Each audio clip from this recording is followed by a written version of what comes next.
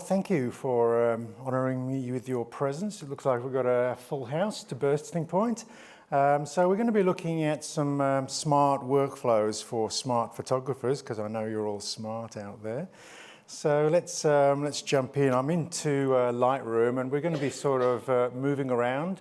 We'll be going out onto the cloud, but also using Lightroom and Photoshop CC. Okay, so I'm just going to press the F key on the keyboard. That goes into full screen, and that allows me then to cycle through some of the slides. Okay, so we'll get cracking. I'll be touching on a few points which I can only sort of skim the surface of, but I'm going to give you access to some deeper learning. If you go to my website, markgaylor.com, you'll find a link which is downloads. Everything in that section, downloads, is free, so I'm not here to sell you anything. In my time, I've been an author of 30 books about photography and using software, but now I just tend to write ebooks and put them on my website and allow people to download them for free.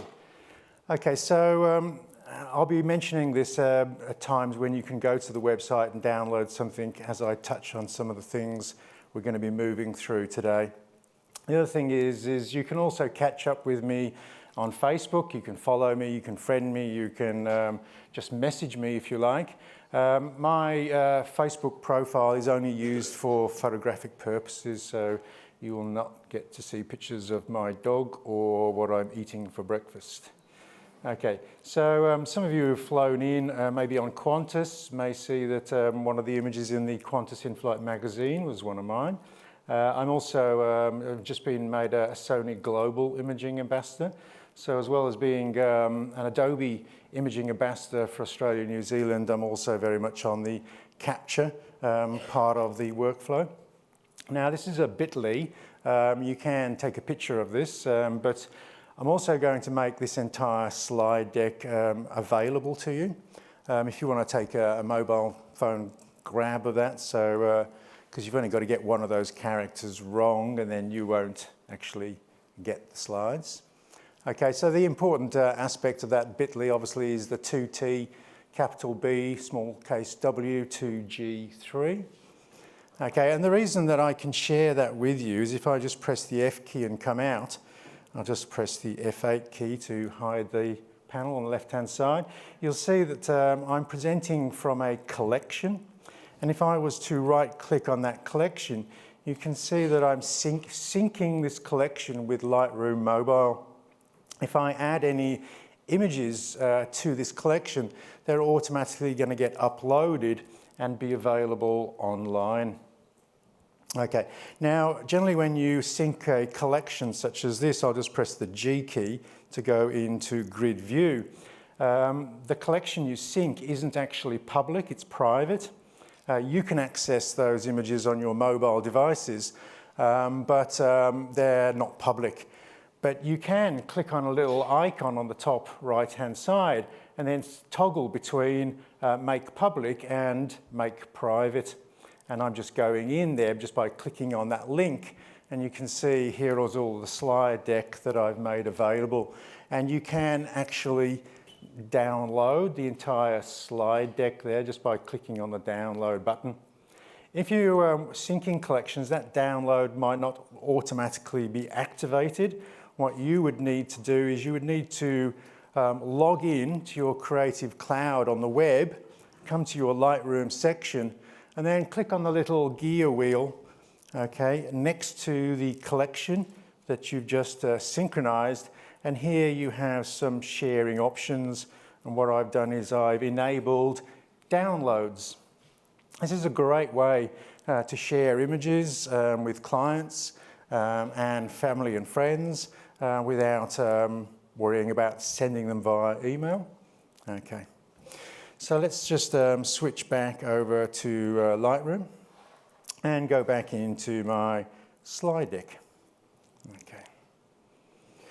Okay, so just to recap, anytime you want to make a collection and synchronize it with your cloud, just right-click or just click on that little icon just at the bottom there. If you just click on that, it will start that syncing process. And I'm going to talk some more about those features as we go through this workflow. Okay, so if you log in, if you just go adobe.com, you're going to get invited to log into your cloud account. And there is the Lightroom Photos option there amongst many of the other options. Okay, and just to recap again, allowing downloads, and you can also pick up that link and share the link via email as well. Okay, so today's topic, smart workflows. Okay, so we're going to go through my whole imaging workflow from beginning to end, really, looking at some of the important aspects that I think everybody really needs to examine from once in a while to make sure that the workflow is moving both quickly but also optimizing quality. Okay, so the first aspect of this is color management. Now, everybody who opens up the menus on their cameras will see that we usually get two options on the cameras, which is sRGB or Adobe RGB, and there's a date, 1998. Adobe implemented color management in Photoshop nearly 20 years ago, and it's always slightly disconcerting for me when I work in the industry and send things off for publishing and press, is half of the people in the industry don't understand color management after 20 years of its implementation. And it's really not rocket science. You just need to do some very important points. Okay, so this is a picture of two of my profiling devices. Some people refer to them as calibration, but calibration and profiling are two different things, okay? And I don't have the time really to make you understand the difference, but I'm going to give you a link to a 50-page ebook you can download and sort of skill up on the subject of color management. The device on the bottom right-hand side calibrates my monitor. Everybody should calibrate the monitor, because as you pass images on through a chain of people in the industry, they're all going to see something slightly different if they haven't profiled their monitor.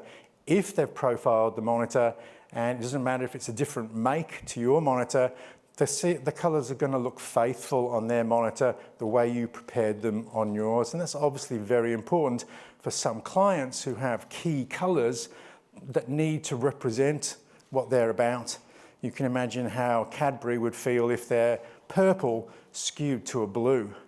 Okay, that would be tragic. And so we always have to make sure those colors are faithful as they're passed down the imaging workflow. How many people here have calibrated their monitors? Okay, I reckon that's probably less than half. Okay, that is a minimum really for me to work in the industry. 30 books, and often I had to educate the publisher about color management. Okay, because they're passing the books down the line.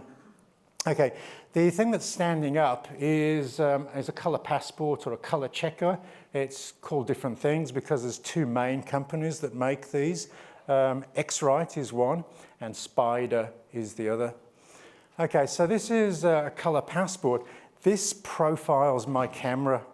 How many people here profile their camera? That's 1%, okay?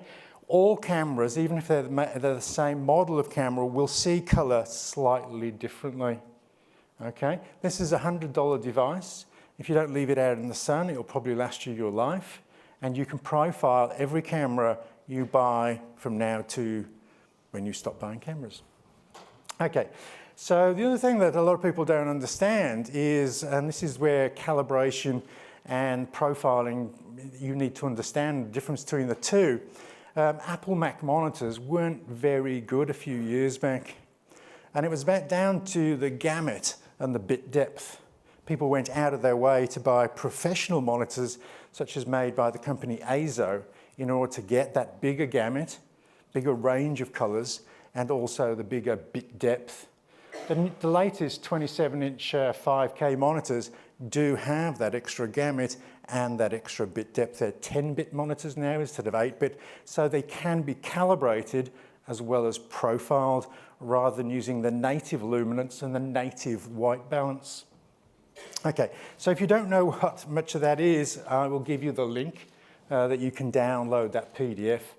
So what you do with these color calibration for the cameras is you take one picture of the camera in one light source, sunlight, shade, then you change the light source, maybe tungsten or maybe just sunlight and shade, and then you create what's called a dual illuminant profile. That profile is used and picked up by Lightroom, Photoshop, Adobe Camera Raw, and then gives you accurate, faithful colors. How many times have you heard people say, I prefer Canon to a Nikon when dealing with portraiture because the skin tones look better? That argument ceases to raise its head if you profile the camera, because if you profile the Nikon and you profile the Canon and a Sony, the skin tones would look the same. Okay, so let's take a look at this. This is my daughter, and it's a raw file. So we'll just press the F key and we'll press the D key to go into develop. And I'll do a Command 9, that's Control 9, to bring up the calibration panel, the least visited panel inside of Lightroom, but the most important. This is where we pick up the profile of the camera. Now, by default, the default starting point in Lightroom is Adobe standard. It's a very flat starting point. And some people who use Capture One, an alternative to Lightroom, say that they prefer the colors in Capture One because they have more pop. Okay, and that's because Capture One doesn't use Adobe standard because it's not an Adobe product. They tend to refer to the profiles given to them by the camera manufacturers. You watch the colors move when I choose camera portraiture. Okay, so the colors pop. I've made no adjustments in any panels other than changing the starting point profile. Now that camera portrait is one profile for all of the cameras in that model number, but the cameras have variations. And so in order to profile the camera, I would create my own profile of the A7R dual illuminant. Now those colors are faithful. Okay, the skin tones, the blues, they're all faithful to the colors that I was actually observing on the day. So if you're photographing fabrics, or you're a wedding photographer, or you're working with clients with specific colors, I would recommend that you profile your camera and then use that profile rather than Adobe standard. Okay. If you're working with printers, you may not own a printer anymore, but you still occasionally need to print things, or you need to pass things off to magazines. One of the questions you should ask is, can I have your profiles? It's amazing how many times people don't actually know what you're asking of them, and yet they're working in the industry. There are some very good printers who make their profiles available, and you can download them, and then Lightroom and Photoshop can use those profiles. Okay, so you don't need to buy any equipment to make a profile for a printer. Okay, if you do own a printer, all you need to do is download one of these targets. It's called, often referred to as an IT8 target. You print it out, send it back to the lab, they make the profile for you, and they can email you the profile back. And then you have a much more accurate profile for your own printer. Okay, soft proof. So once we've got these profiles, you do something called soft proofing. Let's just move over and show you this very saturated color. We're in the develop module, D for develop. Right down on the toolbar, if you can't see the toolbar, press T. It has been known to disappear by people who tap the letter T. Soft proofing, okay, changes the background behind the image. Something else changes as well. Notice we've got these clipping warnings here. If you press the J key, you'll see that there is a very small amount of clipping in the chrome. It's a very small amount of red there. The highlights are just clipping ever so slightly. But when we go into soft proofing, these are no longer shadow and highlight clipping warnings. They're gamut clipping warnings, and you don't switch them on both at the same time. because one is a monitor gamut clipping and the other one is a paper gamut clipping. Gamut is the range of colours that devices can see. We all have a fixed range of colours. You know, some hummingbirds can see colours that are beyond the human visible spectrum. There are some colours beyond the CMYK range of colours that can be printed on paper. It's very useful knowing these colours because disturbing things happen when we send colours that are too saturated to output devices that can't manage them. I did some consultancy with a company that were working with dropping in fake blue skies over real estate images, but all of those skies were stepping and banding because the colours, the blues they were sending to the printers were out of gamut. Because CMYK doesn't have a blue ink, it has a cyan ink, and it has to simulate blue as best it can. And it was doing exceptionally badly with these very, very saturated blue skies. Now, one of the craziest things is most people get disappointed with some print, but they fail to realise that here I've calibrated this laptop i1 native CC, native meaning that I haven't calibrated, I've actually just profiled it, and some of those colours there, they're out of the range of the monitor. There may be more detail in those colours that are not being displayed because I've hit the limitations of the monitor. So those colours might look very flat on my monitor, but print with more detail if the printer has a better colour gamut than the monitor.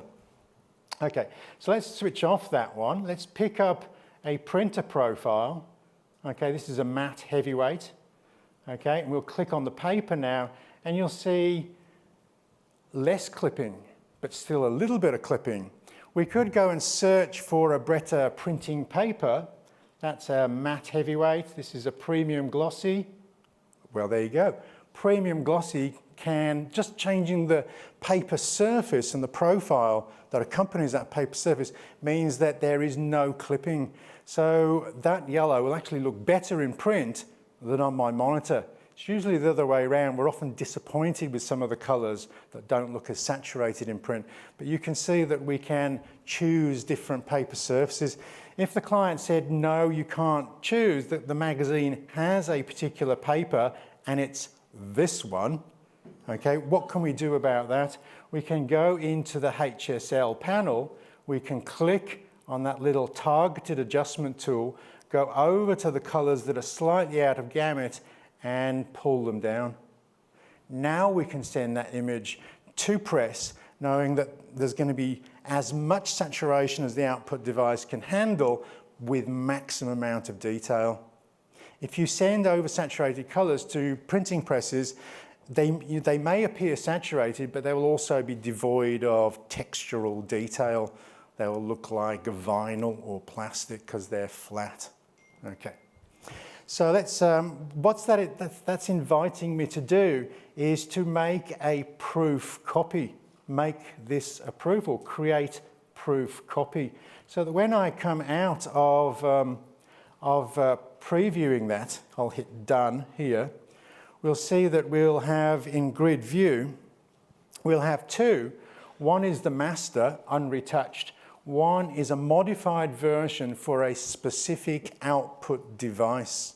So when we retouch, if we don't know where it's going, we just retouch so it looks good on our monitor. But as soon as we know where it's going, we can do extra work to ensure that it's the best possible image for its output source. Okay, so that's colour management, and I did say that it's a very large topic and I've covered it in only a few minutes. So there is a 50-page ebook which you can download. It's been an actual course in a college, this whole ebook. So you're basically getting everything, not everything, but the basic essentials for what you need to understand about colour management. It even goes into the best light globes you could install in your own home that has the biggest colour gamut. So if you need to view prints late at night and you don't have access to daylight, there is a specific light globe called a Solux globe, which they often use to assess prints. Okay, so the need for speed. Okay, I get this a lot. I find myself on forums, and people like getting angry online, I've noticed. And sometimes somebody will say something which strictly isn't true.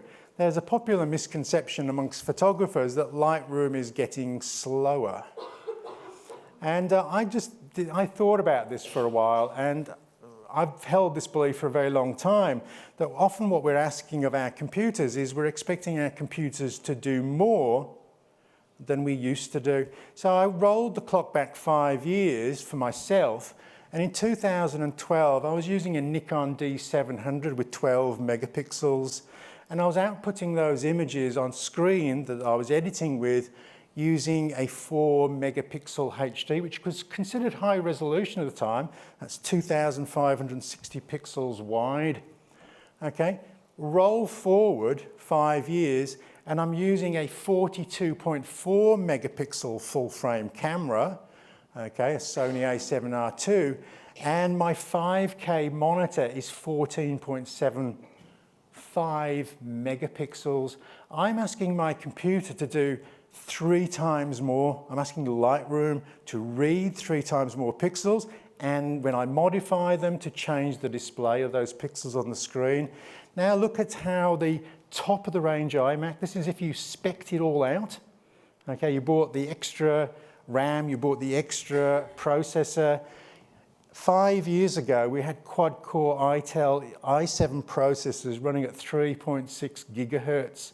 5 years forward, we've got the same processors running at 4 gigahertz.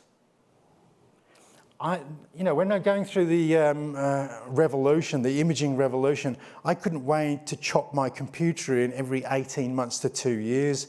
We were doubling the performance pretty much every 2 years.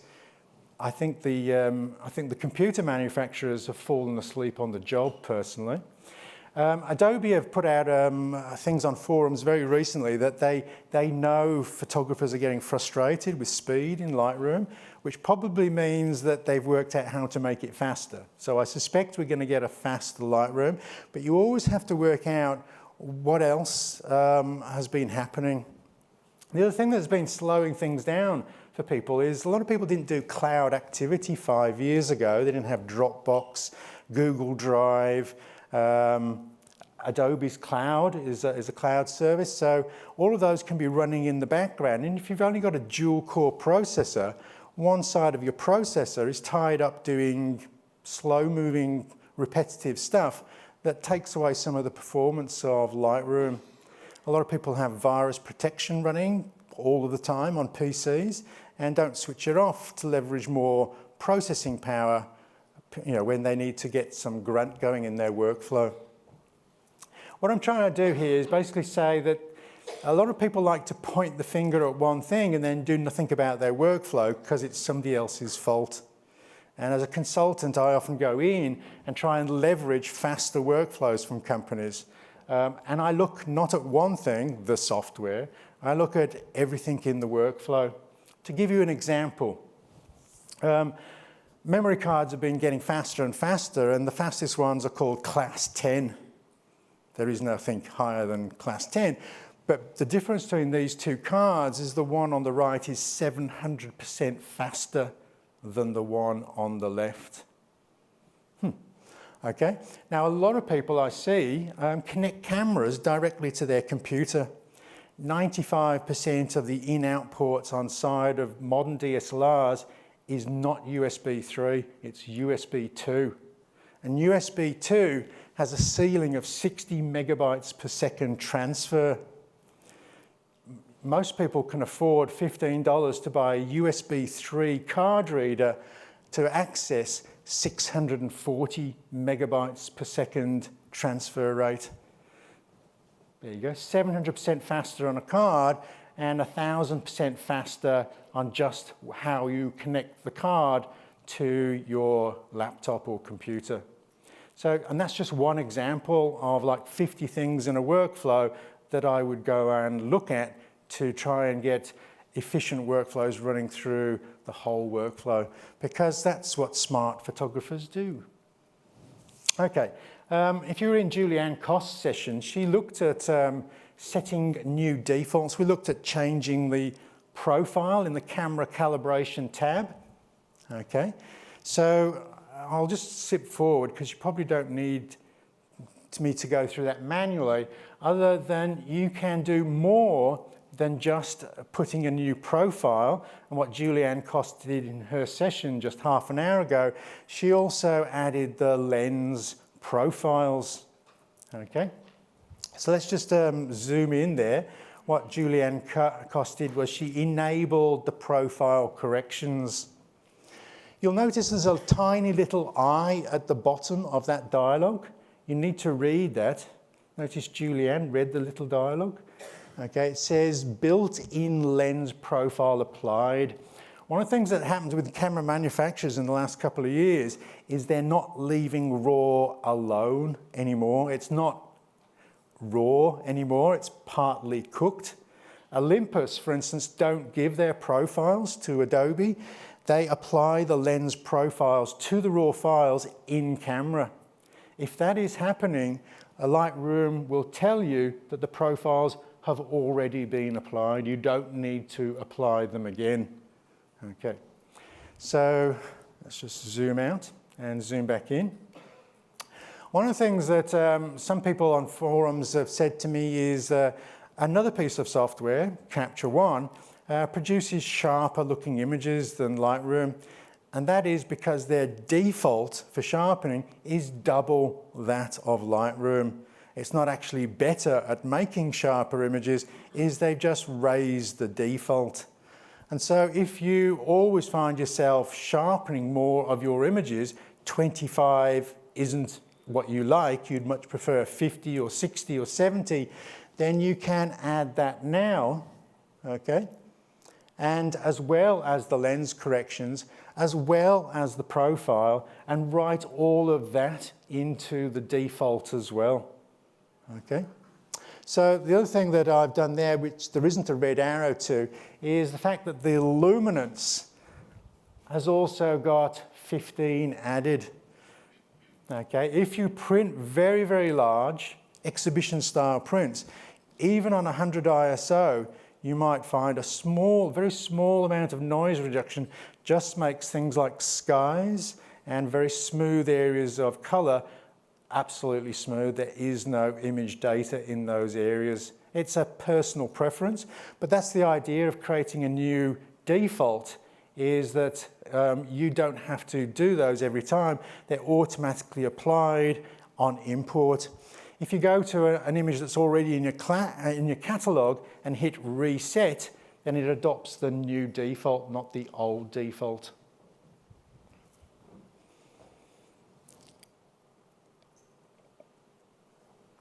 Okay, let's come to the import workflow. Okay, now I'll just come out of that, so I'll just click on the import here. Most people, when they click on the import dialog, they work like this. It's a huge, intimidating box, but the import dialog is sticky settings. It remembers what it did last time. Unfortunately, a lot of people don't pay attention to, especially the destination of where the files are going. And it can lead to files being sent all over the place, and I always like to collate all of the files that I'm importing to a very similar location. Adobe would prefer they go to your pictures folder by default. Let's just cancel that out and go back to my slide. Oh, let's just do that one more time, because what I was going to show you is that little arrow in the left-hand side is when you've got all of your settings finalized, you can collapse that panel and you can create what's called an import preset. So rather than having to select all of those options each time or check all of those options, you know all of those options are already written in to a preset. All you need to do is enter the keywords and click OK. That's it. Okay, so we'll cancel that out and go back into my slide. So I always recommend organising consistently, and if you haven't already done so, create a metadata preset or two. I will typically have a preset for going to the local hard drive, one to my mirrored RAID, also a preset usually for adding files that are already on the computer, not coming in from a memory card. Okay. I organise by date and date format, and I tend not to bury my files too deeply on my computer because periodically I need to back them all up and I need just to drag one folder, not find that they're in 28 separate folders on 4 different drives. Okay. This one is because I do a lot of work with people in camera clubs and colleges, and I see a lot of folders with question marks and exclamation marks on images. They're missing files, missing folders. Can I just state this very clearly? It's not Lightroom's fault. It's yours. Okay, because what a lot of people do, a lot of people predate Lightroom. Most people in this room probably predate Lightroom. And so what happens is when I ask somebody, or show me the images, they open up a Finder window on their operating system. And I go, what are you doing? I'm showing you the images. Why are you not in Lightroom? The worst thing that happens is when they start moving them, renaming them, deleting them, opening them up into Photoshop from a browser Finder window, because that is Lightroom's raison d'etre. And why are you stealing its thunder? And what Lightroom will do when you next open Lightroom is if you've done any of those things, it's going to say, you've been working behind my back, so here's a question mark, because I don't understand what you've been doing. You shouldn't have been doing it. And so try and get yourself out of the habit. Every time you're looking at a folder of images or an image in a Finder window, close it down. You have to break that habit. And that includes Bridge. Lightroom should come with a health warning saying, you've chosen to use Lightroom, stop using Bridge. Lightroom doesn't know of Bridge's existence, and Bridge can modify metadata. Okay, and when it modifies the metadata, Lightroom rewards you with a metadata conflict and then invites you, would you like to import or overwrite? And a lot of people look at the dialogue going, I don't understand the question. How do I make a reasoned answer? Okay, so the other important thing about catalogue, the ABC, is always add keywords. I know we're always very keen to see our images very quickly, but add at least 3 keywords, because that's how we find our images. Not by remembering which named folder on which drive they're in, but we basically do what we do for everything in our modern lives is we Google them. We punch in a bunch of words hoping it will magically appear on screen, and that's what Lightroom will do for you. If you put in keywords, it will show you the files with those words. Okay, so backup files and catalogue. Lightroom often invites you to back up the catalogue, but it never backs up the files. That is your job, to back up the files. And there is an old rule in photography, it's called the 3-2-1 rule. 3 copies of every image that's valuable to you on 2 different media, 2 different drives, and one of those copies has to be off-site in case your house burns down. And that one off-site used to be something that I would drive to work, but now it's the cloud. The cloud is that one off-site. I also collate all of my assets, my images, onto a mirrored RAID. How many people use a mirrored RAID? Wow, that's really low. Okay, I wouldn't sleep at night if I didn't use a mirrored RAID. This is a very portable, small mirrored RAID. There are others. This is the one that I use. It's a lacy, rugged mirrored RAID. It's a 4 terabyte drive. It's reduced to 2 terabytes when you set it up as a mirrored RAID, because one drive is basically duplicating everything on the other drive. It's for people who forget to back up because it's backing up. You've only got to write it to the drive once and then it backs up itself. Okay? It comes with a piece of software that tells you if one of the drives is not well, which is basically an invite to go and buy another drive. Okay, this is the one that I actually use in my office. It's a 20 terabyte RAID 5. 4 of them are coloured that cyan colour, that blue colour, is because one drive can fail, the other 4 drives knows what's on that drive that's just failed. They support each other. And the software say drive 3 is failed, you eject it, you put a new drive in. For about, I don't know, 12 hours, the drive sorts itself out and then said, I'm happy again, ready for business. Never lose an image. Always try and look for one. This one's got a Thunderbolt I/O because I'm Mac orientated, although you can get Thunderbolt ports on PC. Okay, but USB-C is the next in out. USB 2 and 3 will be retired. So if you're future-proofing yourself, either get Thunderbolt or USB-C. Okay. For those people who don't want to buy RAIDs, just remember there is an option on the import dialog to back up on import. So you never have to remember to do it. Because remember that setting is sticky. So if you check it, you select your external drive and then you hit import. If you forget to connect the external drive on import, Lightroom will say, I can't find the drive because it's not connected, so I'm going to back up to your pictures folder instead. Backing up to the same hard drive is not really a backup. Just remember, all hard drives fail. I'll say that again. All hard drives fail. It's not a question of if, it's just a question of when. Okay. Okay.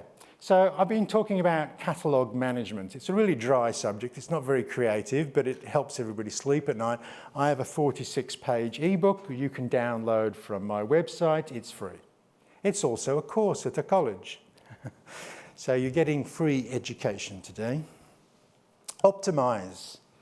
Okay, so here's a picture that I've taken in my local town. It's a raw file. So I'm going to press the F key, the D key, and we're in the develop module. Okay, we're in soft proofing. I don't know the output yet, so I'm going to switch off soft proofing and just edit it.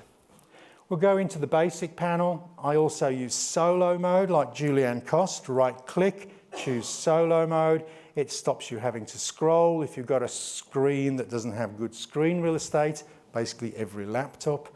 And what I'm going to do is I'm going to click on auto because you can. Sometimes auto is not very nice, so you can do Command Z. Okay, auto's not that bad, so I'm just going to double click the exposure slider because I think it's a little bit bright.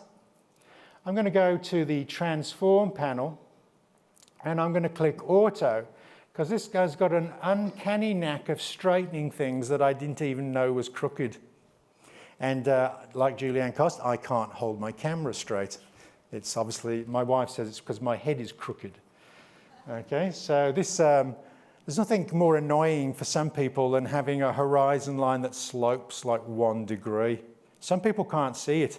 Other people feel compelled to straighten the picture frame on the wall so the horizon isn't going downhill. Okay, so that was quite quick. I'm going to use a graduated filter. Some photographers will say, I add them in front of the lens. I don't need to add them in Photoshop. Okay, I'm going to show you one reason why in this instance, just notice I said that, in this instance, it's actually better than using one in front of the camera. I'm coming down there and dragging that down. Now, Julianne Cost went in and removed some of the paint, the masking color, so it didn't darken the beacon on the left and the Spirit of Tasmania on the right. I'm much lazier than Julianne, so what I would do is, bringing the exposure down, I would just take the shadows up. That works. Now, graduated filters in front of camera lenses can't do that. You darken everything or nothing. I've darkened the highlights and opened up the shadows. I've pushed 2 bands of tonality in different directions. Okay, I'm going to add another graduated filter. This is a pre-dawn shot, and I don't know whether you get up at dawn. I get up as a photographer a lot at dawn, and you'll see the sky go from orange through aqua to blue. But I'm shooting with a long telephoto lens, so the audience or the viewer doesn't get to see the blue that I'm actually experiencing. So some people would claim this is cheating. This is just my way of expressing myself and showing what I experienced. Is I'm just going to double click the word effect to zero all of the sliders. I'm going to put in a cold temperature and then drag that down from the top, like so. And now you're experiencing the fade that I was actually seeing there. And I might drag some exposure in as well. And click. And so I've got that transition. Notice there's a little bit of a step that you're seeing there. I can't see that on my screen. That's an out of gamut color banding on the data projector. Okay. Sometimes when you see things, they're not there when you go to another device. And that's also an advantage of soft proofing to see. If I'd have arrived, maybe 2 days ago, I could have got a profile for the data projector and then worked out which colors would be problematic. For my screen, that's a very smooth transition. For you, it's not. Okay, so let's moving forward. Okay, so generally I get bored after editing an image for 3 minutes, so generally I'm in and out in 3 minutes. Sometimes I struggle to do what I want to do in 3 minutes, so I will use presets. Okay, all of my presets are available from my website, from the download section. They're all free. When you click on these, there's also a movie, how to install presets into Lightroom. Okay, it's quite easy thing to do. Okay, so a lot of people, this is actually a profession, a colorist, who grade images, typically for movies or even for stills, is you start out with the colors the camera saw, but for emotive purposes, to convey mood, we'll often skew the colors away from what they appeared in reality.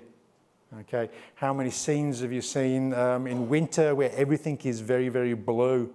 There's a famous scene in Gladiator where he's in Germany in the winter, and then it switches in a second to Rome in the summer, and we go from blue to orange. They're trying to, and everything is ramped in different directions. They're not faithful colors. They're using color for emotive purposes, and that's what I'm doing here. There's a picture of Hereford Cathedral. No, it's Worcester Cathedral, and here's the image. Okay, and if I just click there, there's no adjustments on the right-hand side. I could try getting what I'm looking for. I can just come over to my presets panel. Notice I roll down, the preview at the top is changing, so I don't actually have to click on them. I'm looking at this one going, that's really quite nice. There we go.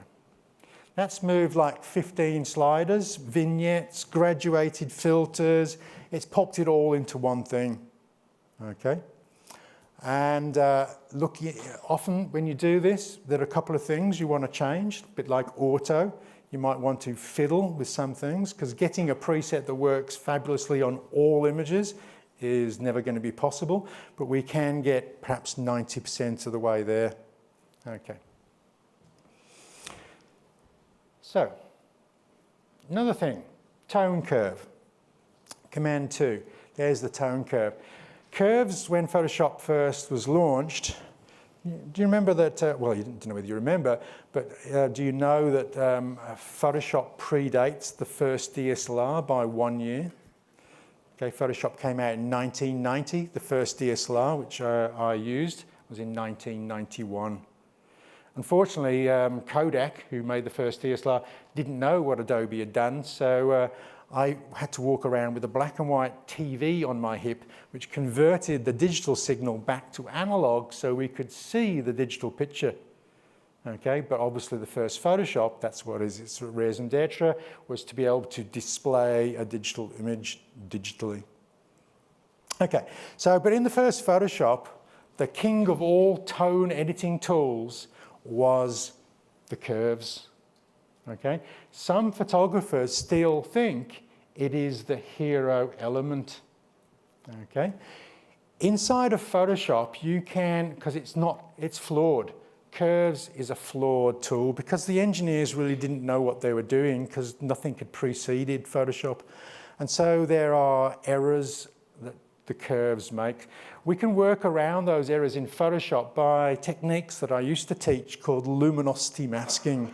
They're very slow, very complex, laborious ways of adjusting tone inside of Photoshop. Okay?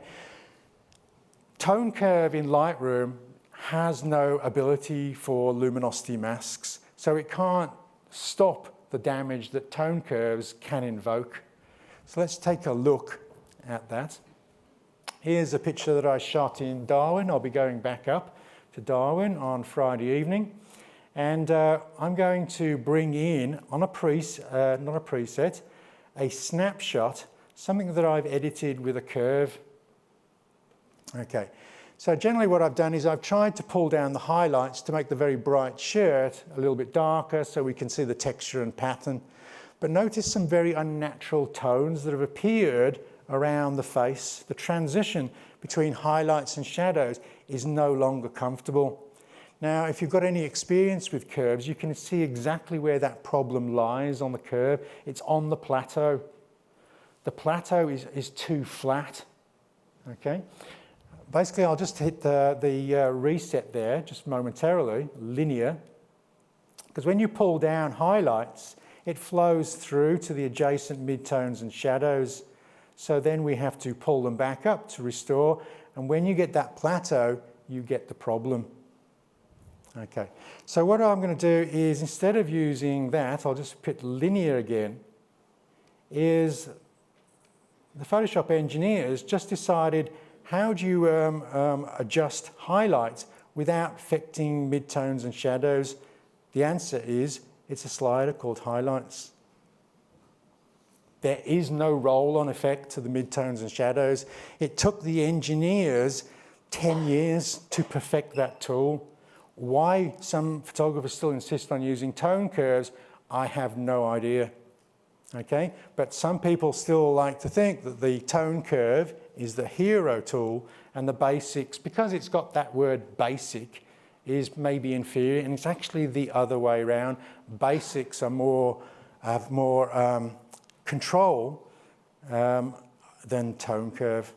We'll just do a before and after, or a comparison look there, and what we'll do is, you can see the curve. I'll just hit the tab. You can see what curves did and what highlights did.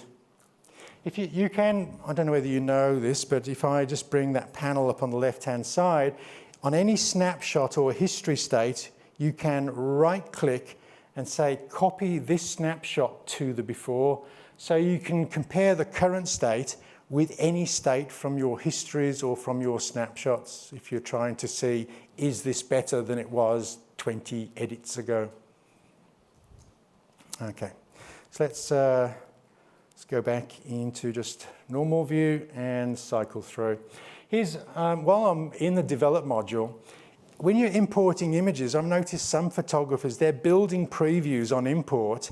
They dive into the first image that imports because they want to edit it before the other 999 have come in, and then start cycling forward through the images that are importing in the develop module. That is bad working practice. The previews you're building work in the library module, and the develop module feels compelled to redraw a preview. So that's another thing that slows workflows down. First of all, before you do any developing, cycle through all of your images in the library module, okay, and then only dive into the develop module with your rated images. That speeds up your workflow. Okay, so let's just hide that left panel, or just go into full screen view. We'll go into the library module. Smart previews. This is revolutionized, okay, the workflows. There are two things actually that's revolutionizing workflows: artificial intelligence and these smart previews. Okay. And this is smart workflows, so we're going to be spending a little bit of time on these. These are actually mini raw files. How do you create a smart preview? There is an option to create smart previews on import. Or, if I just come out of full screen mode and click on the panel on the right, if you click on the original photo below the histogram, it will build a smart preview for this image or the 28 images or the 2,800 images you've selected. It adds about 1 megabyte for every smart preview it adds to your catalog. Doesn't matter how big your raw file is, you'll be adding a 1 megabyte smart preview into the size of the catalog that's sitting on your computer, which I don't think is excessive. Okay. Let's just go back into full screen view. It's a raw file, but it's a very small raw file. It's a 4 megapixel raw file. It's 2,560 pixels on its longest dimension. Okay, here's an image that I've got a full preview, full screen preview, because it built the preview when I was importing the image. But the drive this image is living on is in that bag down there. It's not actually connected to the computer. Okay, let's just come out and go into grid view. And you'll see, if I just zoom in on this, you'll see there's an exclamation mark. It's basically saying this image is offline. Okay, I can't edit it. Let's zoom back out. And if I try taking that image into the develop module, it's going to tell me the file could not be found. Okay, I can't edit it. If I go to the panel on the left-hand side, there's no histogram, and I can't move the sliders. I can't give the image to anyone. I can see the image, but I can't work with the image or hand the image over. Okay, so let's just go back into grid view, and we'll have a look at this image. This image is in this collection, but it's actually also living on that drive that's in the very same bag. For this one, however, I've built a smart preview. Okay, the image is offline, but it has a mini raw file in the system. Okay, so if I take that one into the develop module, you'll see I have a histogram. I can edit it. I can edit this image on a plane, even though the image is in my office back in Melbourne. What's more is I can also share the image because I have access to a 2,560 pixel image. So I could send it to Facebook. I can export it to the desktop. Okay, so I actually have an image. So just to show you that, let's go back to the library module and I'll hit export. I have some presets for social media. A lot of people don't know how many pixels are on a screen, yet they're numbers that I'm very familiar with. Like the maximum size that Facebook supports, image size is 2048 pixels, doesn't support anything larger. Okay, so there's lots of media sizes there that I'm very familiar with. So I built presets for them all. So what I'll do is 2048 pixels. I will sharpen on export and then hit export. And so that's going into a folder called 2048 on my desktop. So let's just take a quick look at that and go into, oops, not Safari, on my web browser. I'll just dock this. Okay, so there's the folder 2048, and there is an image, okay, that is in that bag. But I have a smart preview, so I'm not disconnected. And for most purposes, especially social media, that's large enough. I don't need to reconnect to my RAID drive where the images may live. So that's the first great thing about smart previews, is they're giving us access to some workflows we wouldn't have otherwise had. Okay, so let's go back to my slides. So it's doing more than giving us that ability to edit images offline. It's also giving us the ability to take and look at those images on our mobile devices. Because when we use those collections that are synchronized, giving it permission to synchronize basically pushes smart previews for all of the files in that collection up to Adobe's cloud. We get a certain amount of gigabytes worth of storage with our cloud membership, but it doesn't impact on that storage. Adobe store these for free. Well, as part of our membership, our member benefits, let's say. And so we can put tens of thousands of images up to the Adobe cloud, and our storage capacity doesn't come down on our personal storage. What that does, that mini raw file now is sitting in Adobe's cloud, and what it can do is it can act as a way of synchronizing how that raw file behaves on our smartphones, on our tablets, on our laptops and our desktops. So if I change the image on any one of those devices, it changes on all of them. Okay, it synchronizes across all of my media. So I no longer get images stranded with their individual edits on one of my devices. It now flows through to all devices. Okay, to give you an example of this, let's just, we'll just take this into the develop module, okay? And if I'll bring up my web browser, which I think I docked. And I'll hit done. Okay, so we got this image of the guy on a bicycle on the same bridge as we were looking at before. Here he is in color because it's synchronizing.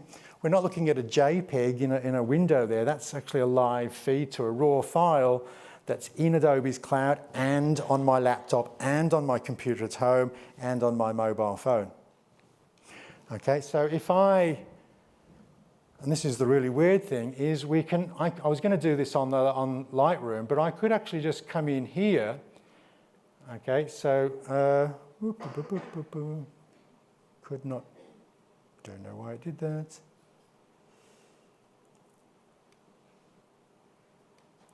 So it was working this morning.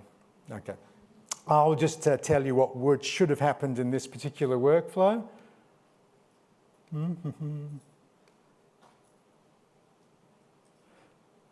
We've got it. We're back. Okay, so what we're doing is we've got a full screen preview. Remember, it's 2,560 pixels large. We can even click edit this photo. Now, I'm not in Lightroom mobile on my phone or my tablet. I'm in a web browser. In this instance, it's Safari.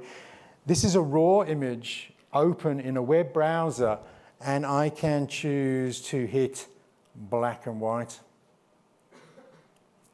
In about 1 minute, because it's not instantaneous, because that information has to go back up to Adobe's Creative Cloud. I'll just bring up that web browser, because what I should do is hit save and exit.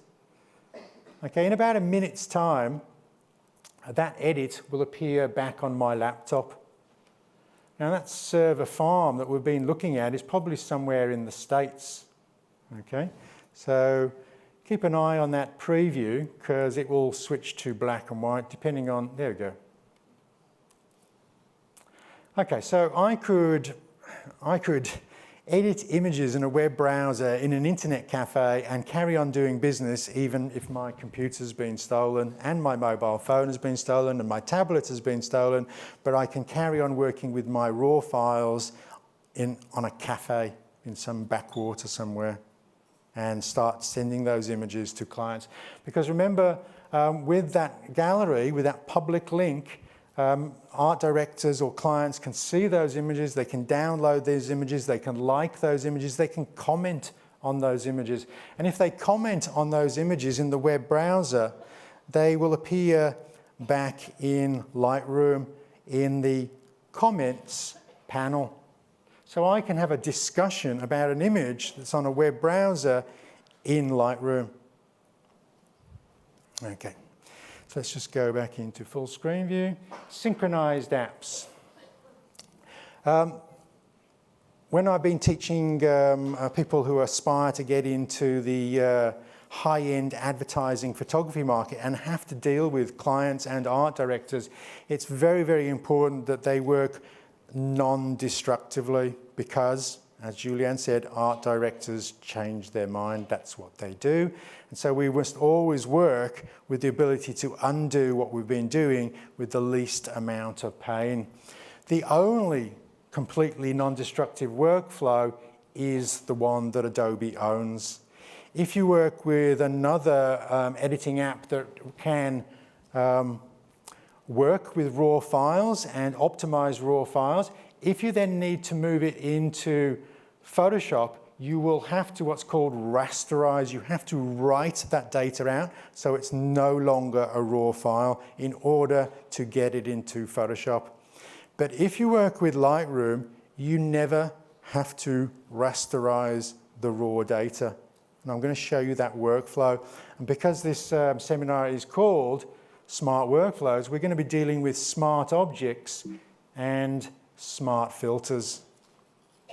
Okay, so when we take images out of Lightroom, we need a damn good reason to take images out of Lightroom, i.e. Lightroom can't do what we need to do to an image. So I just thought I would just cherry pick some of the instances why we go into Photoshop. Because Photoshop is quite a slow beast compared to Lightroom, because most of the image optimization, I do very little retouching or optimization of images anywhere other than Lightroom. Now, the defaults for working in our external editors is usually Pro Photo 16 bits. And that is the default. If you don't change them, that is what you get, that top section. Now, those settings are okay if when you've finished editing your image, it is coming back into Lightroom and you export it for a client as a JPEG or a PSD or a TIFF from Lightroom. If your workflow doesn't do that, if you've edited in Photoshop and you save it to the desktop from Photoshop, I would warn you that Pro Photo is a minefield, that you can wreck your images using Pro Photo. Okay? It has a color gamut that is bigger than the human spectrum. It cannot work in anything other than 16-bit, otherwise it will band and step and posterize your images. Actually, the professional workspace is not Pro Photo, it's Adobe RGB. That's what most professionals use because it has a much smaller gamut, but its gamut is large enough to cover sRGB, monitor web space profiles, and also CMYK. It covers most of those two spaces. And so it still gives us the choice to work commercially. But the rule of thumb for working with color gamuts is work with a color gamut no bigger than the one you actually have to need. So although Pro Photo is non-destructive, you've got to bring it back into Lightroom as that Pro Photo file. If you were going to start exporting images from Photoshop, I would recommend dropping down to Adobe RGB. If you're not intending to alter tone or color anymore, you're just adding text or compositing or blurring something, then I would also encourage you to drop the bit depth to 8, because Photoshop will work 3 or 4 times faster at 8-bit than 16. Okay, so let's take a look at this example. I shot this in Broadway in Manhattan. Okay, we'll just go in and I'll right-click. Okay. There is no keyboard shortcut for this one. I wish there was, but there isn't. This is the non-destructive workflow. Open as Smart Object, not the top one, which is Command or Control-E. It's open as Smart Object in Photoshop. Okay, there is going to be a delay because what Lightroom is doing now is it's going to duplicate the raw file and it's going to embed that raw file in a layer inside of Photoshop. Okay. So let's move over to Photoshop, see if it's done it. There it is. Okay. So this is not a background layer. This is carrying the file name, because inside of this smart object, I'll just show you if you're not used to seeing the icon. This is the smart object icon. And if we wanted to make any adjustments, like already the art director's changed their mind, we haven't done anything yet, but we've just opened it in Photoshop and they've already saying, not sure about the saturation, you can go double click and it opens it in Adobe Camera Raw, which uses exactly the same processing engine, raw processing engine, as the develop module in Lightroom. So I can adjust any of the settings that I previously adjusted in Lightroom. Okay. So for instance, if I just, let's just pull down the saturation. If I clicked OK, that rewrites all of the information and changes it there. No curves, no hue saturation. I'm doing it at the native bit depth of the sensor. Okay, so it's the least destructive way to edit tone and color is not to use curves, hue saturation or levels, but to go back into the Camera Raw editing tools to edit using the most sophisticated tools the engineers have developed. And yes, that includes highlights and shadows. Okay, I'll just do Command Z. What I'll do is, it's a smart object, so what I'll do is I'll go Filter, Blur Gallery, Tilt Shift. Okay, Tilt Shift. And what I'll do is I'll make it even narrower, so the fall off of focus is quite extreme. It was quite fashionable a few years ago, made famous by a New York photographer. And what I'm just going to do is just pull that down, maybe just, we should go away. It wants me to pull it down. I'll just pull the focus down to that guy crossing the crossing there. And what I'm going to do is I'm just going to increase the amount of blur. Okay, and select OK. Now, one of the main reasons that I'm doing this in Photoshop and not Lightroom is there are no good blur filters in Lightroom. Okay, we have lens blur, Gaussian blur, surface blur, box blur. All of the good blur stuff is all in Photoshop. I dare say one day it might appear in Lightroom, but to this date there is nothing that is useful for blurring stuff. Okay, yes, we can wind the sharpness down to -100.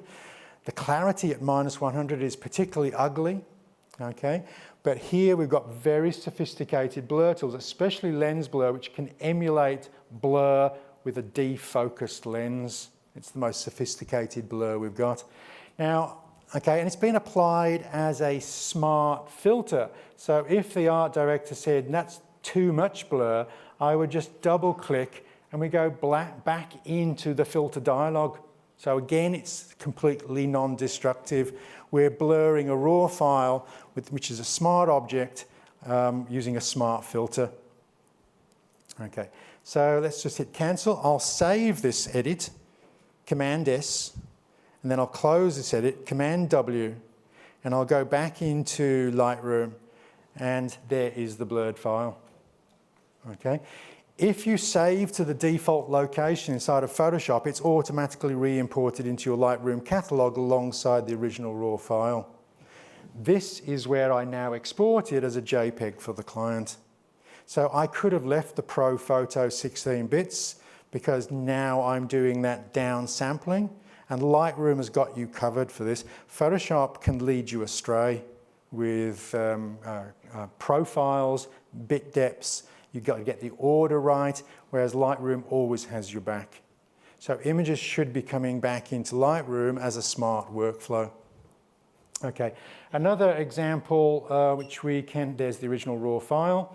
Here's another image, okay. I will also open this as a smart object, okay. So edit in, open as smart object. One of the high-end retouching techniques that a lot of clients don't want to pay for because it's quite time consuming is a technique called frequency separation. It's particularly done for glamour cosmetic. If you walk into Myers or David Jones and you look at these 12-foot faces, okay, they've got skin. They're not airbrushed. They actually have skin, but it's perfect skin. And they've done this by separating the high frequency, the skin pores, on one layer and the broader shape and colour on the other. How many times have you used a healing brush tool close to lips or eyeshadow and it's sucked in a smudge of tone? That doesn't work. That doesn't happen in frequency separation because the colour and tone is on a separate layer to the detail. It's called frequency separation. I don't have the 3 hours to do it here with you. So what I'm going to do is I'm going to use a filter called Imaginomic Portraiture 2, which will do it for me. It's not as good as the real thing, but it's not bad. So I'll just drag this woman into view so you can see it, and I'll let go. Okay. So it's particularly good at resolutions under 24 megapixels. It's not really good at medium format, but it's almost instantaneous. You can fine-tune the range of colours so it avoids lipstick or eyeshadow, and you can create your own presets and you can increase or decrease the effect. I'll just take smoothing normal. Let's just zoom into 100% for those people who really need to see what's going on there. Can you see it's smoothing out? But it's not blurring the fine details. It's only blurring areas of a particular skin hue. That's its sole purpose, really, is just to blur skin hues. But keep the fine detail. It's actually using the frequency separation algorithms to do this. Okay. One of the things is that wall that this woman's sitting in front of is too close to a skin hue. So what I would do is I would fill this mask with black, Command I, so no frequency separation now, and then just get a brush with white as the foreground colour, and we'll work at 100%, and I'll just paint over the skin. That's it. I'll save it, and I'll close it, and I'll go back into Lightroom. And there is the edited version. Okay, so when I was teaching high-end commercial retouching, I always said, here's the 2-minute version, here's the 20-minute version, here's the 2-hour version, because then you can offer the client. They will always want the 2-minute version. Well, they want to pay for the 2-minute version. They actually want the 2-hour version, if they can see the difference. If they can't see the difference, you only give them the 2-minute version. Okay, so let's, moving forward. This image is not offline. This was an offline version, but I'm going to edit this image as well. So we'll just go in and right-click. And I often forget where the menus, what are in the menus, because I hardly ever go there. I right-click and use, my options are there right in front of my mouse. So I don't go up to menus. I just right-click, edit in. And this time, this is actually a layered file because I've saved a selection, which you probably didn't want me to do live. So I'm going to get Edit in Photoshop CC, and I'm going to edit the original. If you've re-imported a multi-layered file, you don't open a smart object anymore. You open the original so you can see your layers. Avoid a workflow where you bring images back in to Lightroom and then you carry on working on them in Lightroom. That is a bad workflow. It'll do your head in. So you always take it back into Photoshop if you need to tweak the file there. So I'm editing the original. Okay, and this is a smart object. There are only a few things that we can't do in a smart object workflow, which I don't like doing, but I have to because it doesn't work using smart objects. You'll notice a lot of tools, for instance, they don't actually work on smart objects.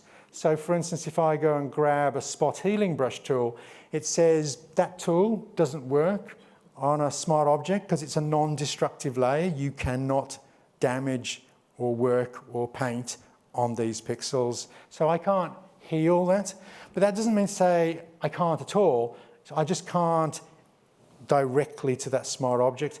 But if I created a new layer sitting above that smart object, the tool is now functional, and I can click and drag and remove that line.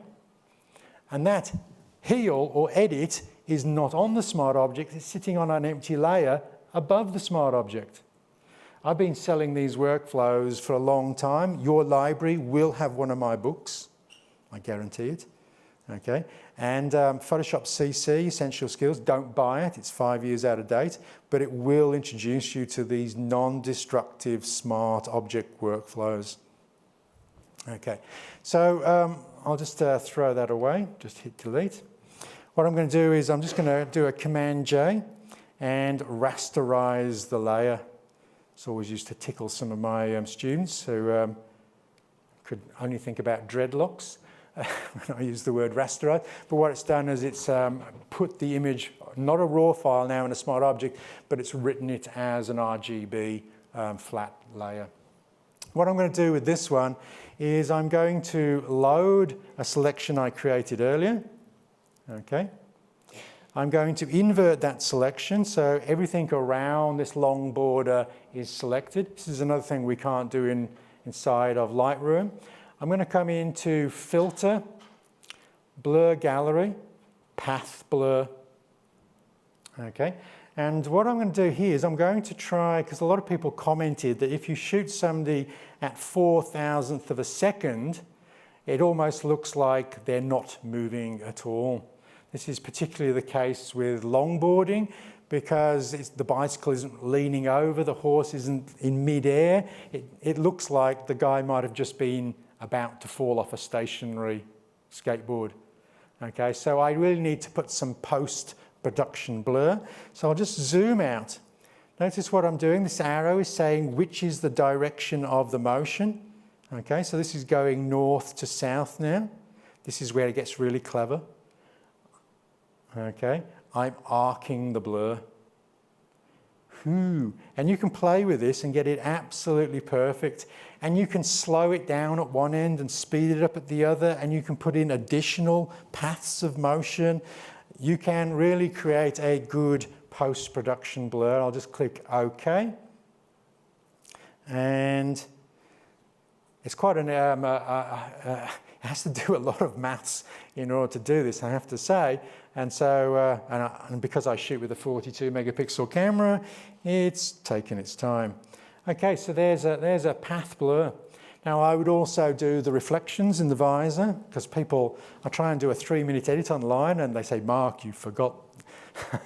But likewise, they wouldn't have watched a 30-minute movie. So I would do the visor, I would also do the wheels, okay, with more path blurs. So I'll just save that and close that and go back to Lightroom. See how quick things are? Okay, and we'll move forward. And there's the path blur. Okay, so website, I've told you about my website, downloads. These 3 projects here, you get to download the images that I'm using, okay? There's also an extended movie, okay? And those 3 tutorials is a 12-week course in 2 universities, okay? And it's free, okay? I've been teaching high-end compositing for a very long time because in advertising, 95% of everything is composited, even if it doesn't look like it. Shot of a beer bottle, beer, label, cap, 3 layers, 3 shots, all dropped in. Okay, so what's happening here is an example, and 5 minutes. Okay, so this may be the last one that I have to do. Okay, so so much I wanted to say. I'm going to let you follow those tutorials online, because I'm going to move to another one that's not online. I'm going to do this one, Command D, edit original, because it's a multi-layered finished edit. Okay, and this one introduces something else that's been changing in our workflows of late, and that is There's an image I captured. It's had some frequency separation, so the model's got really good skin. And what we're doing now is the client says, but it's winter, so we need snow. Okay, that is a stock file. How did I get the stock file? I went to Libraries, Search, Snow. I wait for it to search, and then when the snow comes, I didn't photo. There you go, try that again.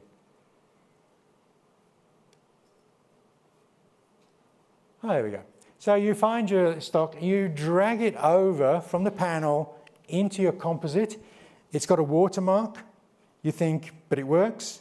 You right-click on the stock image, say purchase, ka-ching, your Creative Cloud account is debited. Okay, if you only buy one of these every second month, it'll be $11. Okay, and it's your image to use for whatever reason till you die. Okay, you've purchased all of the copyright free stuff. One of the things in the movie making, which is very popular, is post-production flair, because it's a bugger to control in the studio. And so post-production flair is often added later. And if you don't want to buy Flare files, I've got 24 Flare files. You can download them from my website for free. It's also action, so you don't even have to remember the correct blend mode, because the action will do everything for you.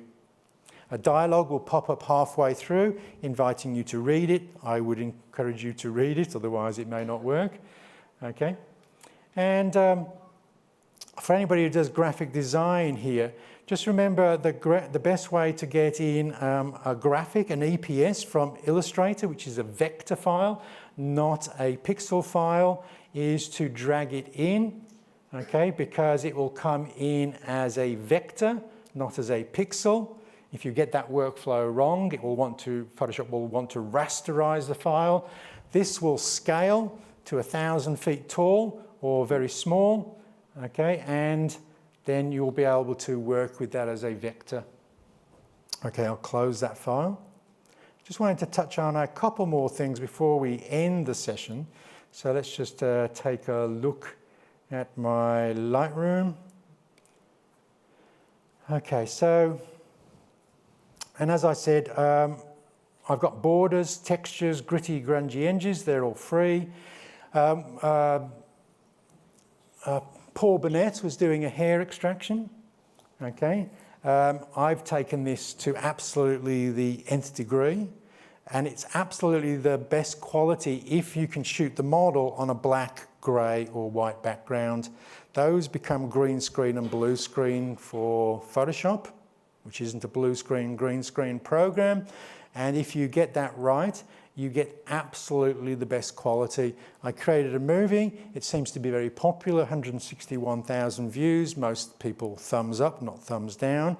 A couple of people say, why did you choose such an easy background as grey that has such good contrast for the hair? My answer is because I'm not stupid. And I don't like to spend more than 5 minutes editing. Why did you ask the question? I know I'm compositing. I'm a commercial photographer. I don't randomly shoot people and then 3 months later saying, this would be good in an advert. Okay, so that is a workflow for commercial high-end editing of hair. It is absolutely the best workflow. I didn't read this in a book. I made it up myself.